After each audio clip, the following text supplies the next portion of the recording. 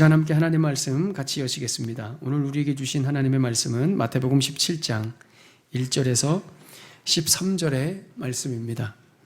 제 성경으로 신약 28면, 29면 어간에 있습니다. 마태복음 17장 1절에서 13절의 말씀. 엿새 후에 예수께서 베드로와 야고보와 그 형제 요한을 데리시고 따로 높은 산에 올라가셨더니 그들 앞에서 변형되사 그 얼굴이 해같이 빛나며 옷이 빛과 같이 희어졌더라. 그때 모세와 엘리야가 예수와 더불어 말하는 것이 그들에게 보이거늘 베드로가 예수께 여쭈어 이르되 주여 우리가 여기 있는 것이 좋사오니 만일 주께서 원하시면 내가 여기서 초막 셋을 짓되 하나는 주님을 위하여 하나는 모세를 위하여 하나는 엘리야를 위하여 하리이다. 말할 때에 호련히 빛난 구름이 그들을 덮으며 구름 속에서 소리가 나서 이르시되 이는 내 사랑하는 아들이요 내 기뻐하는 자니 너희는 그의 말을 들으라 하시는지라.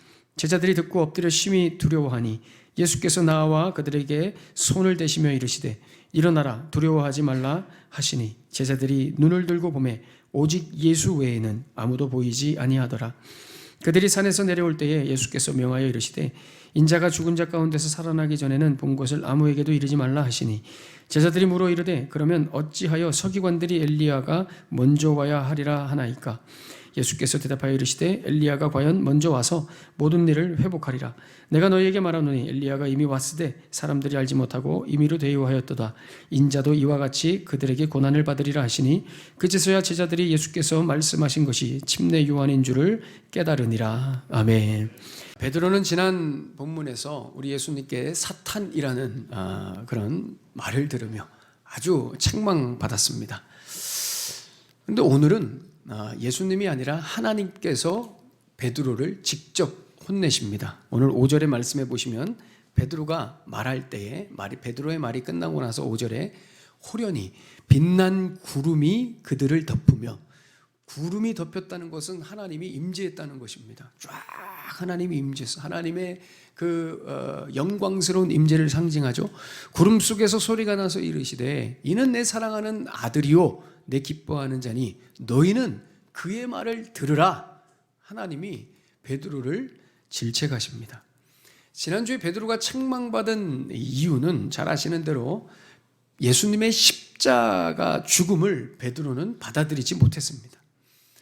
베드로는 그런 예수님을 도저히 받아들일 수 없었습니다. 아니 내가 내 그물을 버려두고 여기까지 예수님을 따라왔는데, 그래서 우리 예수님은 당연히 나에게 히어로가 되고 영웅이 되어서 나를 오른팔 삼으셔서 이 세상 권세를 나와 함께 나누셔야 되는데 예수님이 무슨 자꾸 고난을 받으신다는 둥, 십자가를 지셔야 된다는 둥 이런 말씀을 하고 계시는가 말이죠. 이런 생각 때문에 베드로는 절대 예수님 죽으실 수 없습니다 라고 강력하게 요청합니다. 근데 여러분, 이런 생각은 참 뭐라 비난할 수 없는 모든 인생들의 자연스러운 그런 생각이고 고백입니다. 그죠? 누구나 그렇습니다. 여러분, 잘 되려고 예수 믿지, 내가 살려고 예수 믿지, 죽는 예수, 사람들에게 짓밟히는 예수, 고난당하는 예수, 고문당하는 예수, 무기력한 예수를 뭐 때문에 믿느냐 말이죠. 사람들 손에 고문당하고 자기 몸 하나도 제대로 지키지 못하는 그런 영웅이 어딨냔 말이죠. 그런 예수를 어떻게 믿느냐 말이죠. 나에게 뭘 해줄 수 있느냐 말이죠. 나에게 나의 이 삶 속에서 뭔가 유익을 줘야 되는데 그런 거 하나 줄 수 없는 예수가 나에게 무슨 필요가 있냐는 말입니다. 예수 믿을 이유가 없다는 것이죠. 베드로는 물론이고 모든 사람들이 원하는 예수는 어떤 예수냐? 죽음에는 근처도 가지 않는 슈퍼 히어로 영웅 예수님이죠. 절대 패배하지 않고 사람들에게 무시당하지 않는 그런 예수님입니다. 이런 예수님을 믿고 싶어하는 사람들을 대표해서 오늘 베드로가 혼나는 겁니다. 하나님 앞에 혼나고 예수님께 혼나고, 하나님이 오늘 이렇게 강력하게 구름 사이에서 웅장하게 말씀하십니다. 너희들이 믿고 싶은 예수는 그런 예수지만 내가 너희에게 보낸 예수는 너희의 모든 죄와 허물을 짊어지고 십자가에서 고통받고 죽어야 하는 예수다. 이 예수가 바로 내가 사랑하는 내 아들이요 내 기뻐하는 자라 이겁니다. 이 예수만이 내가 사랑하는 아들이고 기뻐하는 자다 말이죠. 5절에서 말씀하는 겁니다. 여러분, 그래서 예수님을 믿어도 다 같은 예수님을 믿는 게 아닙니다. 어떤 사람은 육체의 유익을 위해서 예수님을 믿고요, 어떤 사람은 영의 유익을 위해서 예수님을 믿습니다. 육체의 유익을 위해 예수님을 믿는 사람은 항상 예수님께 뭘 원하게 돼 있습니다. 그런데 영의 유익을 위해 예수님을 믿는 사람은 예수님께 원하는 것이 없습니다. 예수님께 바라는 게 없어요. 왜냐? 예수님이면 되니까. 예수님 한 분이면 충분하니까. 십자가에서 죽으시고 부활하신 예수님 한 분이면 충분하니까 예수님에게 뭔가 그렇게 따로 구하지 않습니다. 그런데 자기 육체를 위해서 예수를 믿는 사람들은 자기 만족과 자기 행복과 자기 계획과 자기 목표를 위해 계속 예수님을 흔들어대는 겁니다. 이거 달라 저거 달라. 예수님 뭐 하시는 거예요 지금? 내가 지금 이렇게까지 기도하고 있는데, 요청하고 있는데 지금 뭐 하시는 겁니까? 여러분, 이게 바로 예수님을 진짜 만난 사람과 못 만난 사람의 차이입니다. 예수님을 진짜 만난 사람은 예수님으로 너무 가득 차서 그 자체로 만족이 됩니다. 예수님이 너무 나에게 위로가 되고요, 예수님 따라 제자로 사는 것 자체가 내 삶의 목표가 되고요, 내 계획이 됩니다. 그냥 예수님으로 그냥 충분합니다. 그런데 예수님을 뜨겁게 만나지 못한 사람은 예수님이 이걸 안 도와줘서 불행하고 불만족스러워합니다. 예수님이 내 삶에 역사해 주지 않아서, 기적을 베풀어 주지 않아서 내 삶이 지금 이렇게 어렵다고, 내 삶이 지금 이 지경이라고 그런 생각을 하게 되는 겁니다. 이 자리에 앉아 계신 분들 중에 예수님을 진짜 만난, 예수님을 정말 만난 분들이 계시죠. 뜨겁게 만난 분들이 계시죠. 여러분, 한번 그때를 기억해 보십시오. 여러분, 그때를 생각해 보십시오. 여러분, 어땠습니까? 진짜 예수님을 만났던 그때는 오늘 본문의 딱 8절의 말씀과 같은 상황이었습니다. 제자들이 눈을 들고 보매 오직 예수 외에는 아무도 보이지 아니하더라. 정말 예수님 우리가 만났을 때는요, 그때는 예수님 외에 아무것도 안 보입니다. 예수님 뜨겁게 예수님 만났을 그때를 생각해 보십시오. 예수님 외에 아무것도 안 보이죠. 보이는 거라곤 내 죄와 내 죄를 용서해 주신 그 예수님만 보이고, 그 사실만 내 온몸을 휘감죠.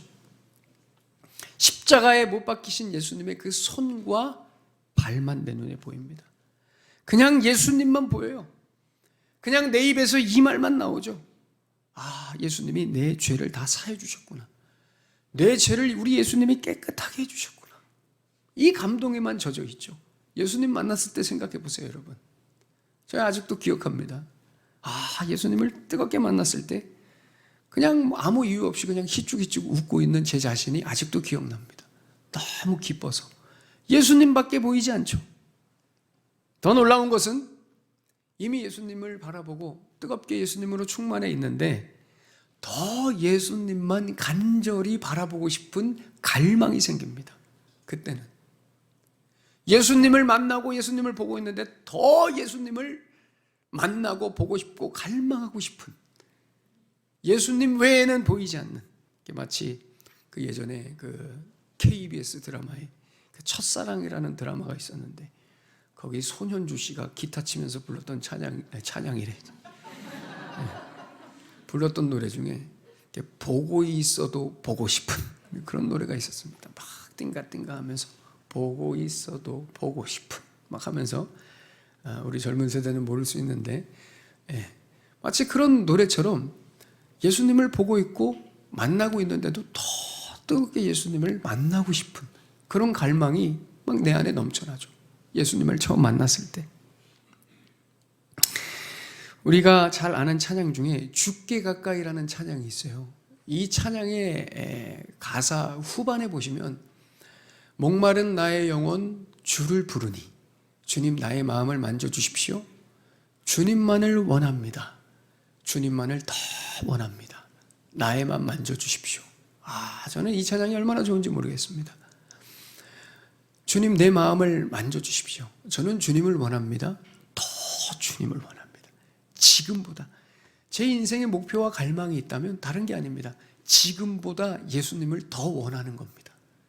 이 고백이에요. 참 이게 얼마나 참 아름다운 고백입니까, 여러분? 그때는 정말 예수님밖에 안 보이죠. 예수님밖에 안 보입니다. 근데 시간이 지나면서 점점 예수님만 보이는 것이 아니라 예수님을 믿고 있는 내가 보입니다. 예수님만 보이는 것이 아니라 예수님을 믿고 있는 내가, 이 나라는 육체가 점점 보이죠. 문제는 이 나라는 육체는, 여러분, 나라는 육체는 항상 다른 사람, 타인과 비교하게 되어 있습니다. 여러분, 이 육체는 나는 항상 다른 사람과 비교하게 되어 있습니다. 여러분, 사람이 비교하면 뭐가 생길까요? 다른 사람과 비교하면 뭐가 생길까요? 열등의식이 생깁니다. 그리고 낮은 자존감, 내 본래 이 죄로 감춰져 있던 낮은 자존감이 불쑥불쑥 튀어나옵니다. 그러니까 예수님만 바라보다가 예수님을 믿고 있는 내가 확인되고 내가 느껴지면 그때부터 다른 사람과 비교하게 되고 그때부터 내 안에 열등감이 생기고요. 자존감이 낮은 내 모습을 보게 되죠. 그래서 실망하죠. 낙심하죠. 절망하죠.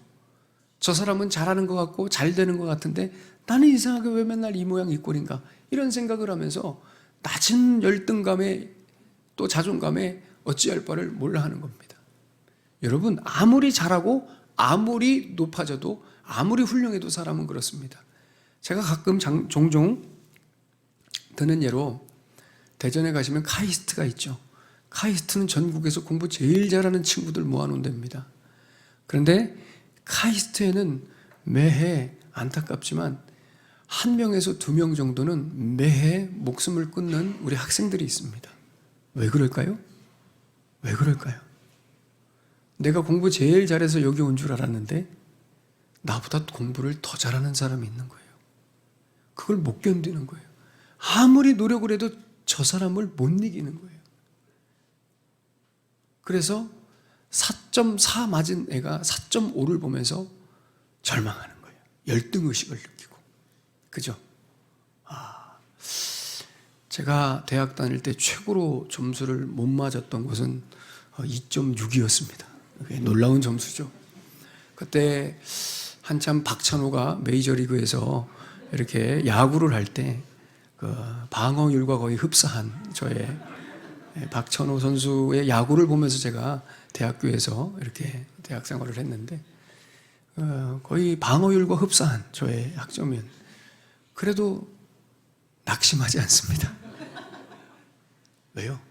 내 안에 예수님이 계신. 목사님, 그건 좀 아닌 것 같습니다.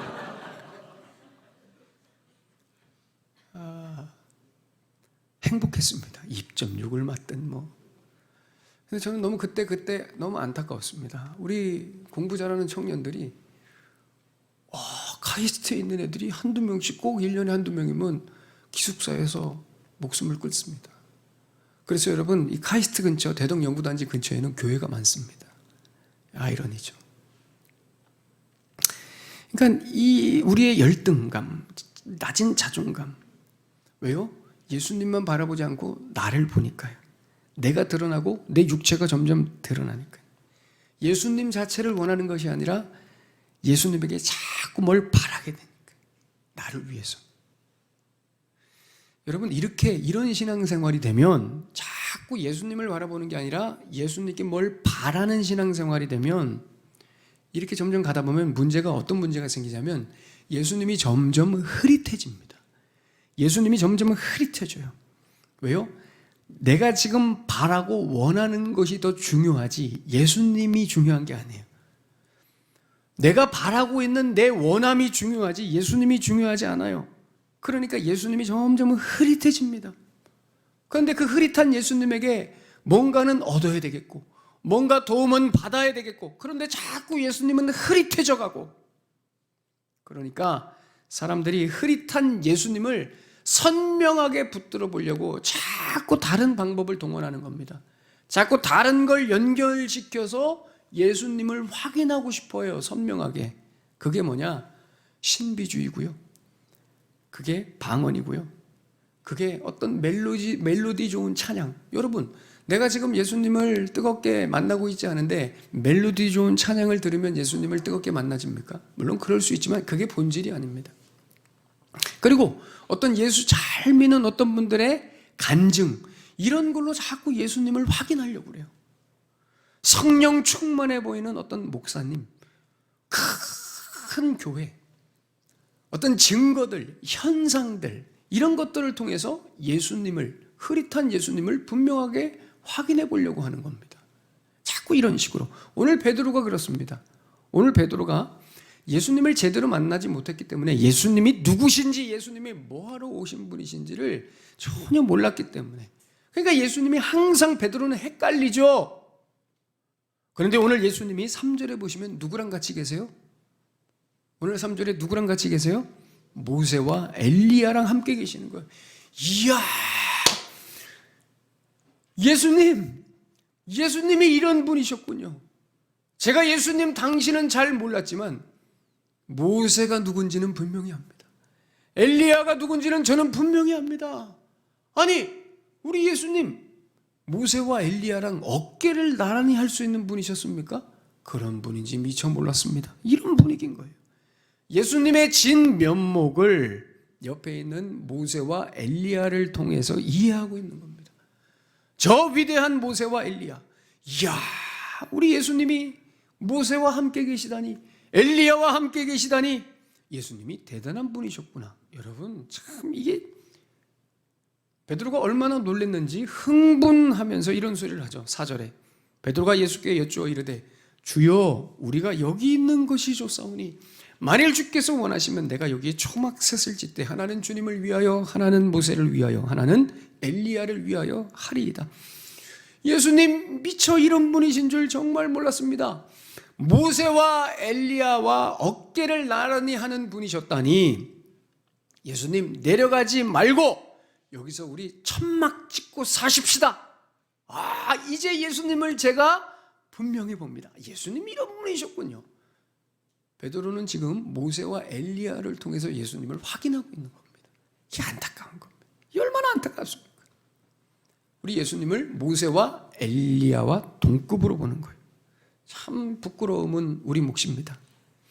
아무리 홍해를 가르고 이스라엘 백성을 애굽에서 건진 모세라 할지라도, 아무리 바알과 아세라 선지자 850명과 갈멜산에서 대결하여 하늘에서 불을 떨어뜨린 엘리야라 하더라도, 한낱 연약한 인생들에 불과한 이 인생들을 통해서 예수님을 확인하고 있으니 얼마나 안타깝습니까, 여러분? 참 부끄럽고 안타까운 겁니다. 우리가 이런 신앙생활을 하고 있지 않은가 돌아봐야 됩니다. 가끔 주위에 이런 분들 계시죠. 예수님 이번 한 번만 도와주십시오. 그럼 예수님이 정말 살아계신 것을 제가 믿겠습니다. 내가 납득할 만한 어떤 기적이나 현상을 한 번 보여주시면 당신이 살아계신 것을 제가 믿겠습니다. 예수님으로 쳐주겠습니다. 여러분, 이런 고백은 참 안타까운 겁니다. 어떤 현상으로, 어떤 나타난 결과로 내가 예수님을 확인하겠다. 이거는 여러분 굉장히 안타까운 겁니다.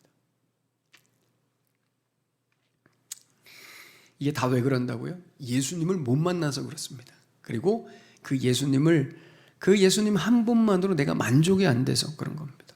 예수님만 보이지 않으니까.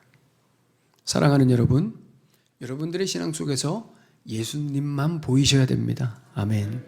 오직 예수님만 간절히 구하시고 더 뜨겁게 교제하십시오. 여러분, 예수님이 주시는 그 어떤 것이 복이 아니라 예수님 자체가 복이십니다. 그잖아요. 예수님이 주시는 그 어떤 것도 복이긴 하지만 그 복의 근원은, 복의 핵심은 우리 예수님이시죠. 여러분, 다시 이 믿음으로 회복하게 되시기를 축원합니다. 목사님, 예전에는 그랬어요. 저도 예수님 처음 만났을 때는 예수 외에는 보이지 않더라. 이 말씀 무슨 말씀인지 저도 알아요. 예전에 예수님 처음 만났을 때는 그랬는데 지금은 이상하게 그게 잘 안 되네요. 왜 그럽니까? 그만큼 내가 더 커지고 중요해진 겁니다. 내 현실이, 내 삶이, 내 가정이, 내 자식들이, 내 자신이 더 크고 중요해진 겁니다. 그러니 점점 예수님이 내 삶을 위한 도구로 전락해버린 겁니다. 점점 바뀌는 거예요. 여러분, 마음을 찢는 심정으로 다시 예수님만 붙드셔야 됩니다. 다시 여러분들에게 예수님만 보이셔야 됩니다. 예수 외에는 보이지 않더라. 이렇게 돼야 돼요. 왜냐? 여러분, 예수님으로부터 얻는 그 무엇이 생명이 아니라 예수님 자체가, 다시 말씀드리지만 예수님 자체가 생명이기 때문이죠. 그래서 예수님이 내 삶을 위한 도구로 전락되면 내가 예수님만 바라보면서 예수님과 깊이 교제하는 그런 삶이 아니라 예수님을 무언가를 얻기 위한 그 분으로 교제하면서 믿으면서 그런 도구로 전락이 되면 점점 내 안에서 생명이 빠집니다, 여러분. 이게 생명이 빠지는 거예요. 점점 생명에서 멀어지고 있는 거예요. 오늘 예수님이 모세와 엘리야를 만났죠. 자, 여러분 질문해 볼까요? 모세와 엘리야는 지금 살아있는 자들입니까? 죽어있는 자들입니까? 여러분 한번 답해 보시죠. 지금 모세와 엘리야는 살아있는 자들입니까? 죽어있는 자들입니까? 그렇죠. 먼 옛날 사람들이잖아요. 먼 옛날 사람들이니까 당연히 죽은 자들입니다. 베드로와 요한과 야고보가 볼 때는 예수님 옆에 있는 모세와 엘리야는 지금 죽은 사람들이죠. 그죠? 본인들이 살아있는 사람들이고 이 사람들은 죽은 사람이에요. 그러면 생각해 보세요. 모세와 엘리야와 함께 있는 예수님은 지금 죽어있는 상태입니까? 살아계신 상태입니까? 네? 살아계셔요? 그 죽은 자들과 함께 있는 예수님은 살아계시는 겁니까? 네. 여기서 헷갈리죠. 이때 사진이 올라왔어야 되는데 아까 사진이 올라와요. 생각해 보세요. 지금 저 양옆에 있는 사람은 죽은 사람들이죠. 우리가 생각할 때. 저 앞에 세 사람은 베드로와 요한과 야고보는 살아있는 사람이란 말이에요. 그럼 예수님은 뭐냐는 거예요. 죽은 사람이에요? 살아있는 사람이에요? 지금 죽음의 영역에 계시는 거예요? 살아있는 영역에 계시는 거예요? 헷갈린단 말이죠. 여러분, 오늘 이 장면은 뭘 보여주려고 하는 거냐면 진정 살아있는 그룹이 어디냐, 이걸 보여주시려는 거예요. 진정 살아있는 그룹은, 생명을 가지고 있는 그룹은 어느 쪽인가 말이죠. 여러분, 살아있는 그룹은 어디 쪽일까요? 베드로와 야고보와 요한이 살아있는 그룹일까요? 아니면 예수님과 모세와 엘리야가 살아있는 그룹일까요?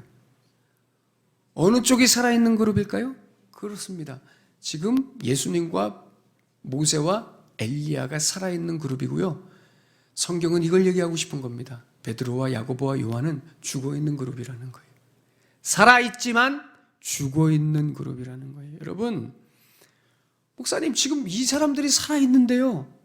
이 사람들이 살아있잖아요. 아닙니다, 여러분. 이 사람들이 죽어있는 겁니다. 이게 바로 죽음의 세계에서 사는 사람들이 이해하는 살아있음입니다. 여러분, 사람들은 육체가 살아있으면 살아있다고 보죠. 그죠? 육체가 살아있다면, 이 심장이 뛰고 몸이 움직이면 살아있다고 보는 겁니다. 그렇지 않습니다, 여러분. 모든 인생은 지금 죽음 안에 있습니다. 하나님을 떠난 모든 인생은 죽음. 목사님, 저 이렇게 버젓이 살아있는데 죽음 안에 있다니요. 여러분, 죽음 안에 있습니다. 우리는, 이 세상은 죽음의 지배를 받고 있다는 말입니다. 쉽게 말해서 우리는 언제 죽어도 전혀 이상할 것이 없는 존재들입니다. 왜냐? 언젠가는 죽기 때문이죠. 언젠가는 죽기 때문에. 여기서의 언젠가는 여러분, 먼 미래를 생각하지 마십시오. 당장 내일일 수도 있고요, 일주일 후가 될 수 있습니다. 언젠가는 먼 훗날이 아닙니다. 언제가 될지 모른다는 것이죠. 여러분, 이게 과연 살아있는 겁니까? 이게 살아있는 겁니까? 이게 여러분 생명입니까? 당장 1시간 후에 죽음이 올지도 모르는 우리의 이런 몸뚱아리가 과연 생명이 있는 거냐는 거예요, 여러분. 아닙니다. 생명이라는 것은 그렇게 정의하면 안 되시고요. 생명이라는 것은 죽음을 이길 수 있는 것이 생명입니다. 아멘. 이 대목에서 여러분 강력하게 아멘 하셔야 됩니다. 여러분, 생명은 죽음을 이기는 게 생명입니다. 아멘. 생명이라는 것은 죽음을 이겨야 생명인 거예요.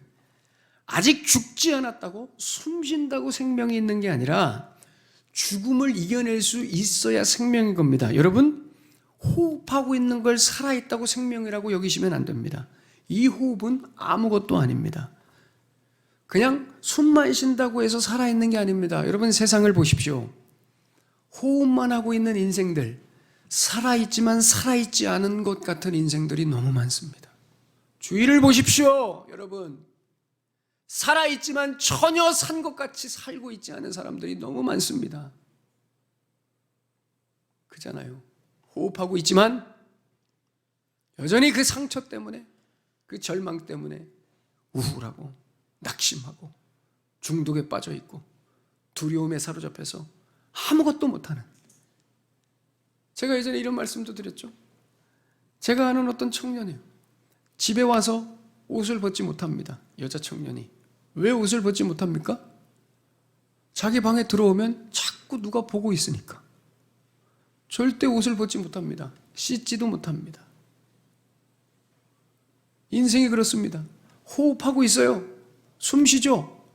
자죠. 그러나 자기 방에서 옷도 못 벗어요. 왜? 자꾸 귀신이 보고 있어요. 그래서 그 친구는 씻지 못합니다. 그래서 자꾸 화장만 계속 덧입히죠. 살아있는 겁니까? 이런 인생이, 이런 삶이 살아있는 겁니까, 여러분? 호흡해도 호흡하는 게 아닙니다, 여러분. 사랑하는 여러분, 예수님만이 참 생명을 가지신 분입니다. 여러분 꼭 기억하셔야 됩니다. 그러니까 살아있다는 것은, 왜 예수님만이 참 생명을 가져요? 예수님만이 죽음을 이기셨기 때문에요. 여러분, 예수님이 왜 십자가를 지셨을까요? 왜 죽으셨을까요? 죽음을 이기는 것을 보여주시려고 십자가 지신 겁니다. 이 땅에 죽음을 이길 수 있는 존재는 나밖에 없다, 이것을 보여주기 위해서 십자가를 지신 것이죠. 요한복음 11장 25절에서 26절에 예수께서 이르시되 나는 부활이요 생명이니 나를 믿는 자는 죽어도 살겠고 무릇 살아서 나를 믿는 자는 영원히 죽지 아니하리니. 모세와 엘리야처럼. 이제 여러분들에게 질문합니다. 이것을 내가 믿느냐? 여러분, 이것은 판타지 소설에 나오는 허무맹랑한 이야기가 아닙니다. 이것이 우리의 현실입니다. 예수님만 생명을 가지고 계시다는 것이 우리의 현실이라는 거예요, 여러분. 오늘 본문도 보세요. 예수님만 진짜 생명이시라는 것을 보여주시기 위해 모세와 엘리야를 부르신 거예요. 모세와 엘리야를 만나시려 잠시 예수님께서 몸을 생명의 모드로 바꾸신 거예요. 생명의 모드로. 그동안에는 죽음에 매여 있는 모드에서 생명의 모드로 바꾸는 작업이 2절에 있죠. 그들 앞에서 변형되사 그 얼굴이 해같이 빛나며 옷이 빛과 같이 희어졌더라. 생명 모드로 잠깐 바꿔줘서 보여주신 겁니다. 죽음의 세계에서 생명의 세계로 건너가신 것이죠. 왜요? 죽어있는 제자들에게,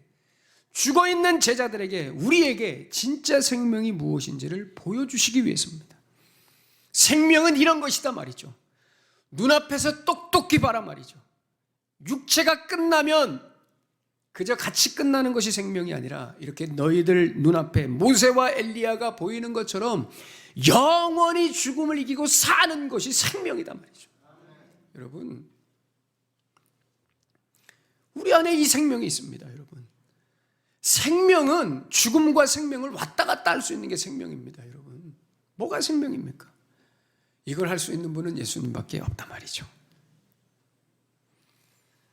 다시 말씀드리지만 예수님께서 십자가에서 왜 죽으셨어요? 죽음을 이기실 수 있는 분이니까 죽으신 겁니다.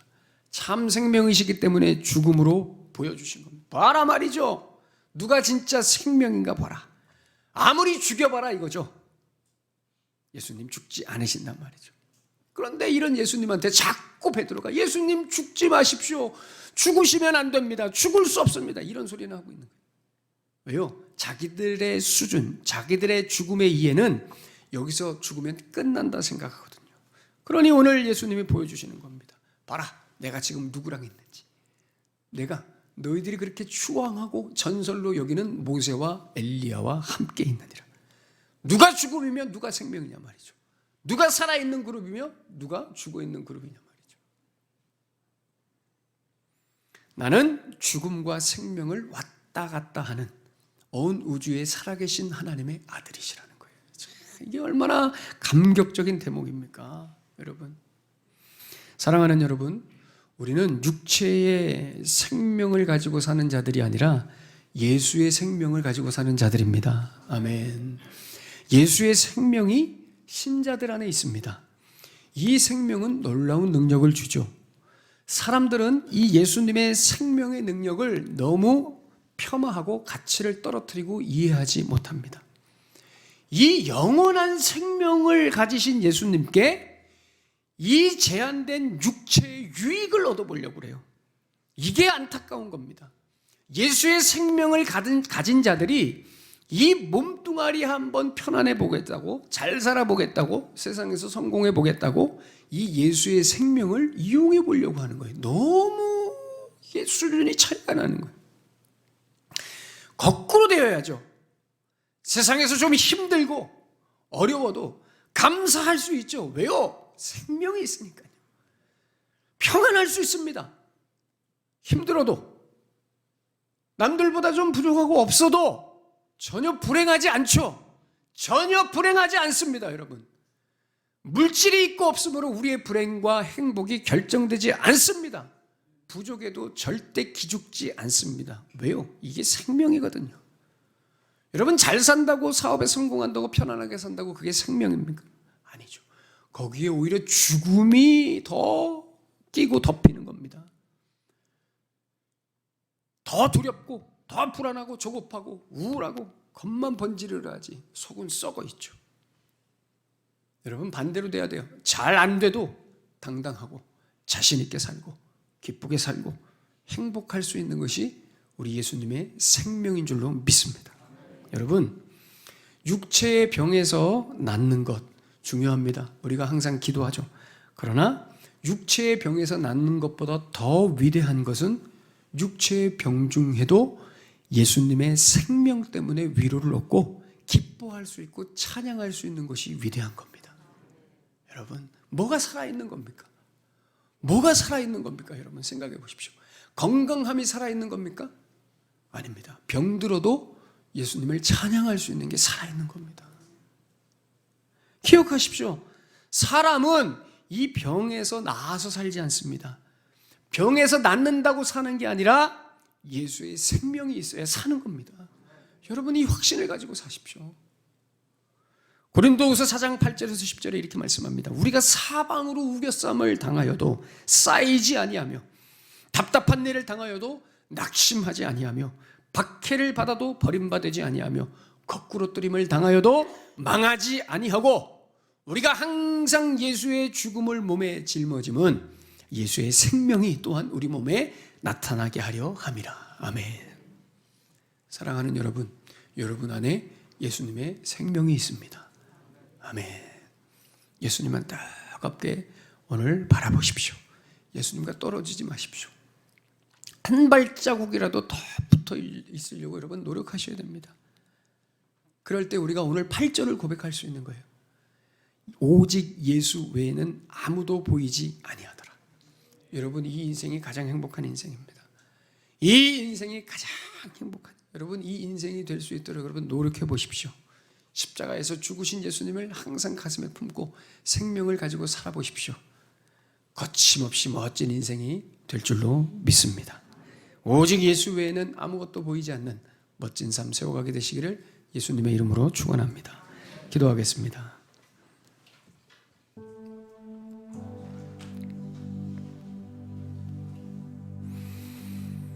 오늘 주신 말씀 가슴에 품으시면서 다시 한번 우리 자신을 되돌아보며 하나님 앞에 내 자신을 세워보십시다. 나는 예수님을 뜨겁게 만났는지, 오직 예수 외에는 아무것도 보이지 않는 그런 예수 만남이 내 삶에 있었는지, 그렇다면 지금은 어떤지, 예수를 믿어도 내 삶에 능력이 없고 기쁨이 없고 불만족스럽고 불평하며 우울하고 낙심하고 절망하고 두려워하고 있지는 않은지, 여러분 다 내 자신이 커져서 그렇습니다. 예수 외에는, 여기는 나도 포함되는 것이죠. 예수님만. 왜요? 예수님만 생명이시거든요. 생명이신 예수님과 가까이 있지 않으니 자꾸 죽음의 세력들이, 권세들이 나를 누릅니다. 여러분, 예수 믿으면 이겨낼 수 있습니다. 이겨낼 수 있습니다. 회복할 수 있죠. 웃을 수 있습니다. 웃을 수 없는 상황이 아니라 할지라도 웃을 수 있죠. 기뻐할 수 없는 상황이 아니라 할지라도 기뻐할 수 있죠. 이게 예수 믿는 겁니다. 왜요? 우리 안에 생명이 있습니다. 이 생명이 있습니다. 이 시간 기도하십시오. 예수님 내 안에 두신 그 생명을 다시 확인하여 당당하고 멋지게 살아가겠습니다. 생명 가진 자답게 살아가겠습니다. 우리 뜨겁게 하나님 앞에 우리 간절하게 기도하겠습니다. 하나님, 주여,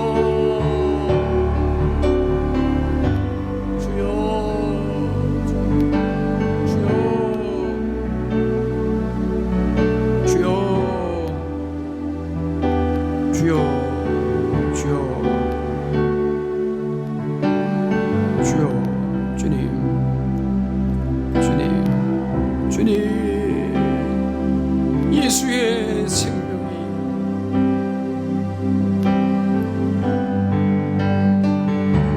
예수의 생명,